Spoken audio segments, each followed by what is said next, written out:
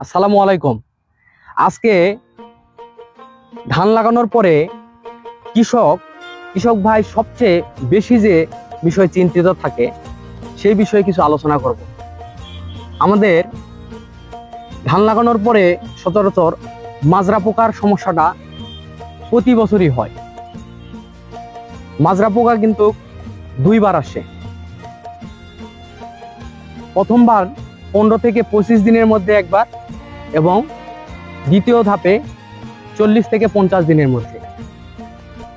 প্রথমবার যখন মাজরা পোকা আসে তখন ধানের গাছে মরার দিকটা দেখতে পাই আমরা। এই মরার দিকটা দেখলে আমরা বুঝতে পারি ধান গাছ যদি আমরা টেনে তুলি তাহলে দেখব সহজে চলে আসে, তখন এটি মাজরা পোকার আক্রমণ।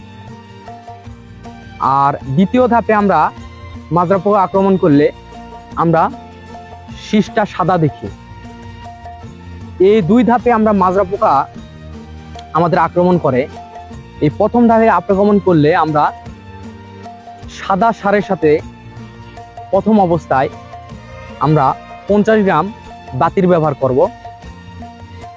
বাতির ব্যবহার করলে আমাদের এই মাজরা পোকার আক্রমণ থেকে আমরা রক্ষা পাব। মাজরা পোকা আমাদের 15 থেকে 25 দিনের মধ্যে আসছে বা আসবে এটা না ভাবে আপনারা অবশ্যই এটা প্রয়োগ করবেন। প্রয়োগ করলে আপনাদের ক্ষেত সুরক্ষিত থাকবে। আর যদি মাজরা পোকা আসার পরে প্রয়োগ করেন তাহলে কিন্তু অনেকাংশে ক্ষেতের ক্ষতি হয়।